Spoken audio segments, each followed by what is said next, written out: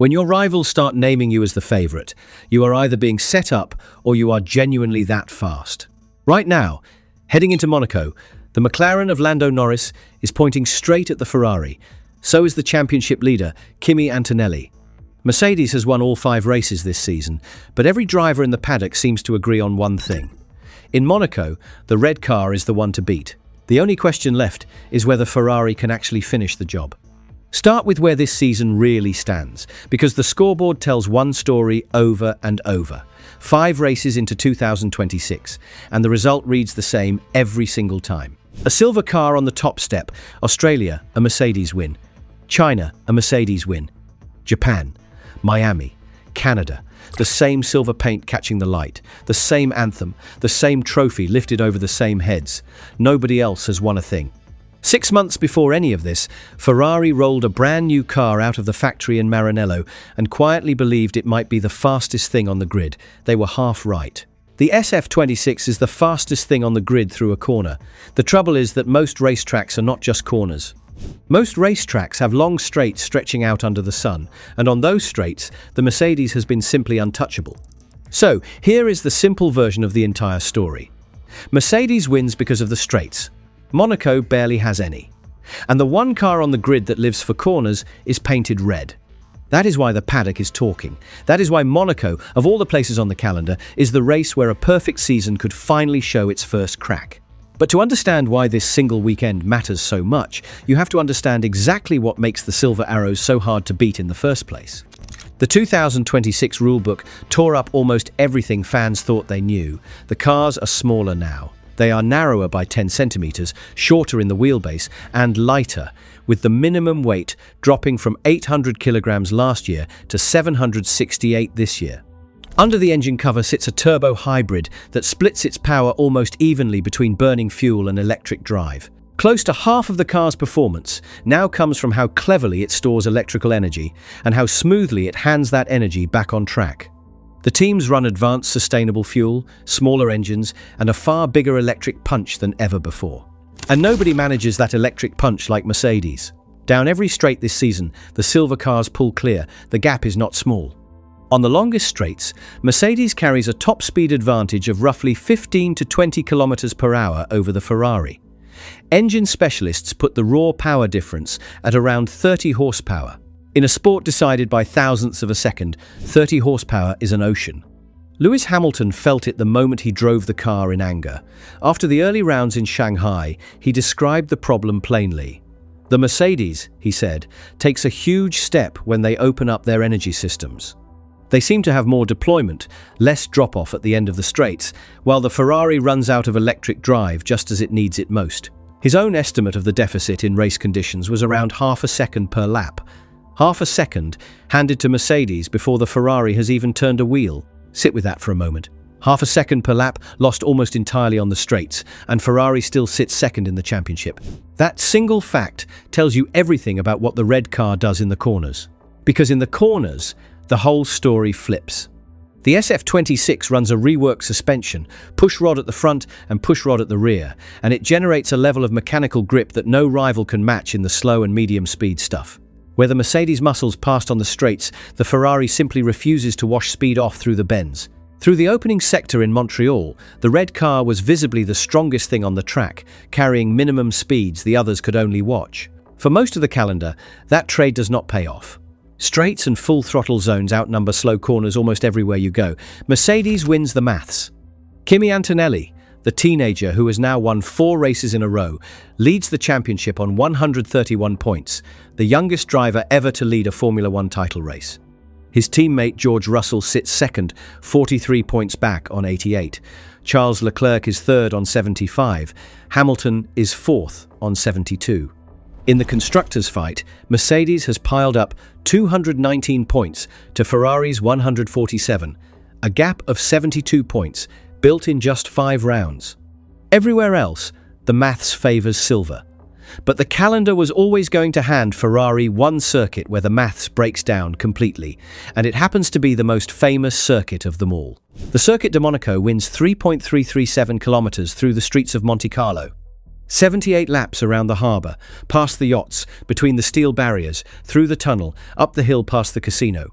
It is the slowest, tightest, most cornering-dependent track on the entire schedule. There is barely a stretch of tarmac long enough to deserve the word straight.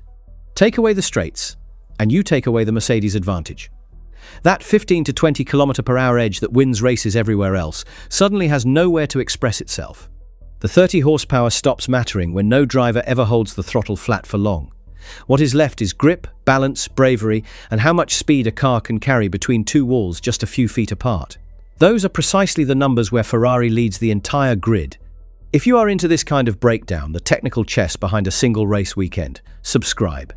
This channel goes deep on the 2026 season every week. By the time the cars roll out for final practice on Saturday, the complexion of this whole race could already be decided. Because Monaco is not really won on Sunday. Monaco is won on Saturday. Qualifying here is everything, more than anywhere else on Earth. 4 of the last 5 Monaco winners started from pole position, and in last year's race, there were only 4 genuine passes on track across the entire afternoon. The street circuit is so narrow, so unforgiving, that track position is almost impossible to undo once the race begins. Whoever puts the car on pole on Saturday holds the key to the entire weekend. And that is exactly why Ferrari's rivals sound so nervous. Lando Norris, who drives for McLaren and who has every reason to talk his own car up, did not hedge at all. He said straight out that he thinks the Ferrari will be on pole in Monaco, that its low-speed performance is far better than everyone else's. Read that again. A rival driver, looking at a rival team, openly predicting they will beat him on Saturday. He is not the only one. Antonelli, the man leading the championship, the man sitting in the fastest car of the season, named Ferrari as the team to beat in Monaco.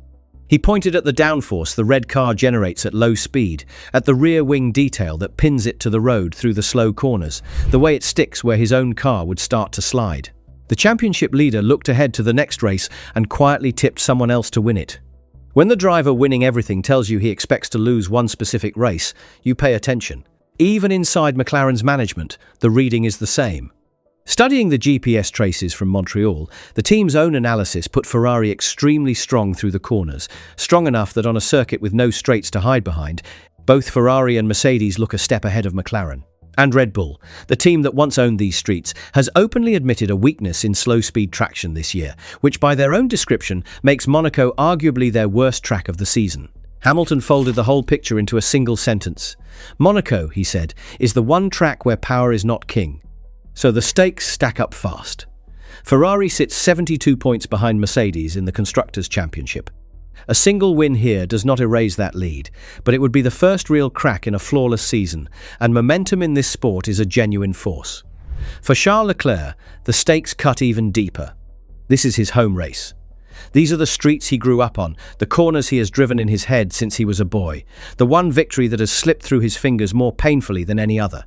He arrives in Monaco, straight off a weekend in Canada that he himself called a nightmare, hungry to turn it around in front of his own people. And then there is Hamilton. 12 months ago, the idea of Lewis Hamilton arriving anywhere as a real threat felt distant.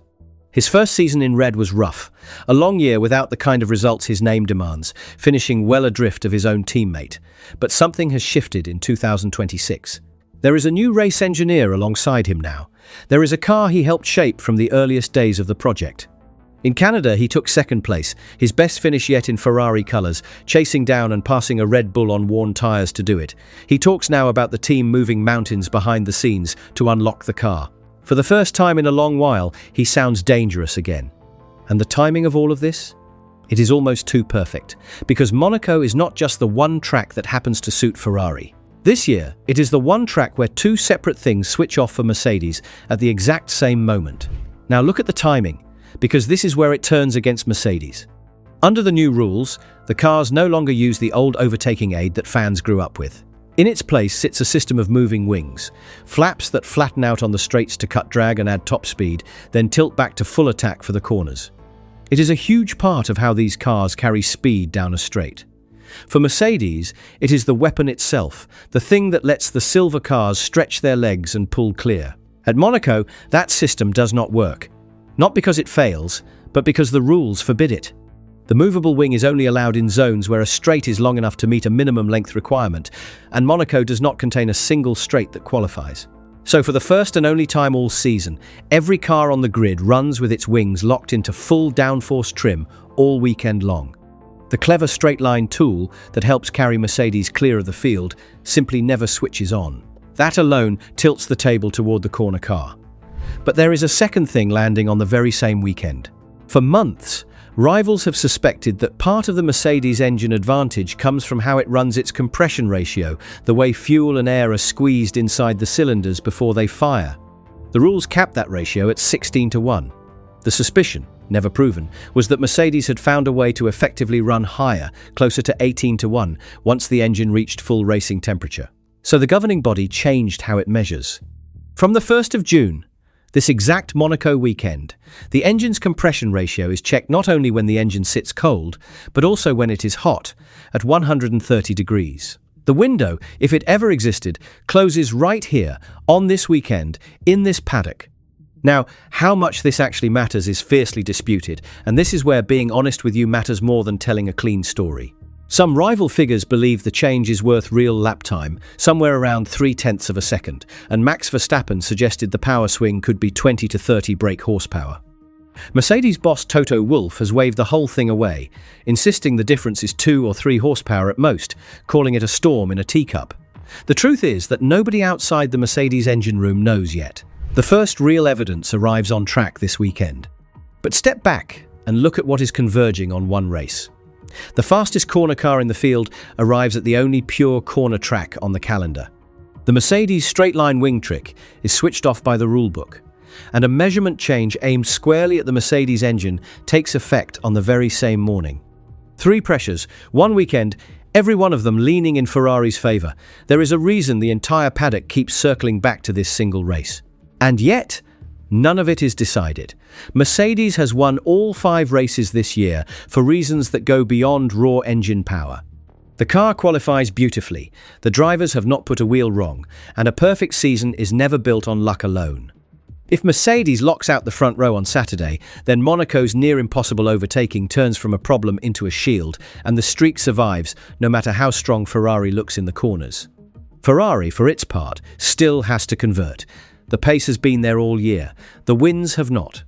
A fast car that cannot finish the job is just a quicker way to lose. So everything funnels down to a single Saturday afternoon around the harbour. 1 lap, 2 walls, no margin for error. Remember how this started. Rivals naming Ferrari as the favourite. In any normal week, that is just paddock talk, the kind of thing drivers say to fill a microphone. This week, the track, the rulebook, and the calendar all happen to agree with them at once.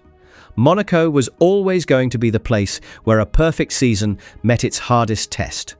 Now it arrives with the straights gone, the wings locked down, and a rule change aimed at the champions landing on the same morning the cars hit the track. Watch qualifying. Whoever takes pole on Saturday takes control of Sunday.